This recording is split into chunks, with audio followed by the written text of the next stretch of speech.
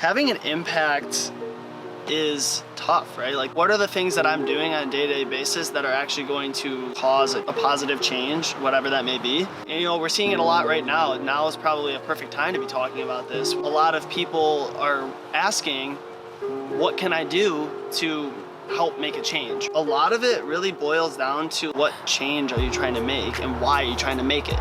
A big thing is just education. Everyone gets these gut feelings about the issues, whether it's abortion or climate change or police brutality or racism. Like, all that stuff, it gives you this gut feeling, and it's kind of like these taboo things where people have very polarizing opinions about it. That's due to a lack of understanding. You need to spend some time to truly educate yourself and understand what that issue is and what is the root to that issue. What is causing the illness? Because this is just a symptom of that illness. Is it really just that, or is there more layers to this issue than you think? Because I don't think you can start to make a change on any matter unless you know deep down what is causing it. What's happening now with the Black Lives Matter and police brutality issue is that if only one person was out there crying that this needs to change, nothing would happen. Through education and understanding, when we are out there protesting, calling our representatives, you have to be able to communicate with them in a way that shows that you know what you're talking about. Because it's not as simple as, let's just defund the police and that's that.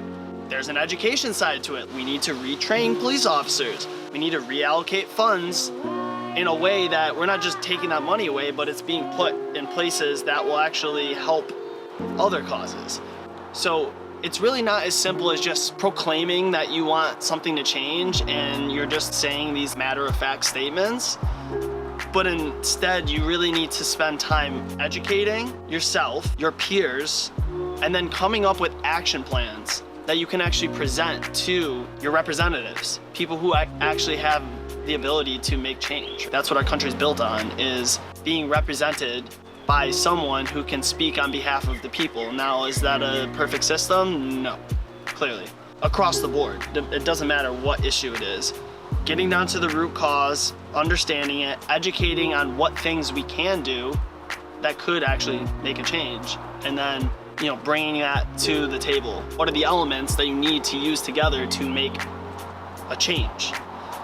It is a lot of work, and that's what I don't think people understand.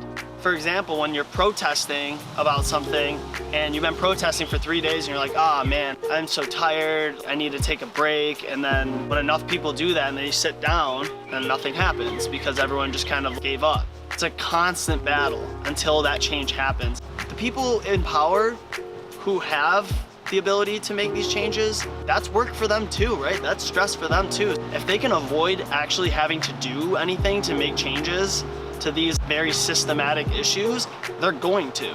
It just makes their life easier if they don't have to do anything. By protesters stopping at some point before a change is made, there's no way to guarantee that those representatives actually do anything. Nothing changes in one day.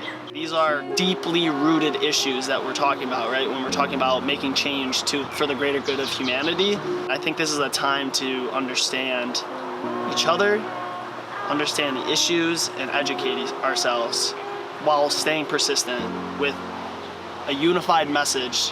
This is really like a universal call for everyone to spend more time being open-minded and understanding, the issues at hand and why they are issues and why they're important to you. When I think of what's something that's positive, a positive change for humanity, I think of, will this increase the standard of living for me and the people in my community? For example, police brutality.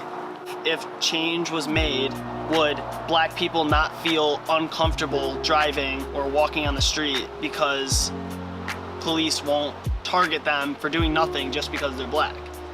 So by not having police targeting you because of your color, now there's a heightened level of standard of living for everyone, right? Because now everyone's on an equal playing field. It doesn't matter who you are, police are not targeting you unless you're doing something sketchy. That's even muddied. What is considered sketchy? Yeah, I really think deep down, positive change for humanity really comes down to a change that will increase the standard of living for you and your community.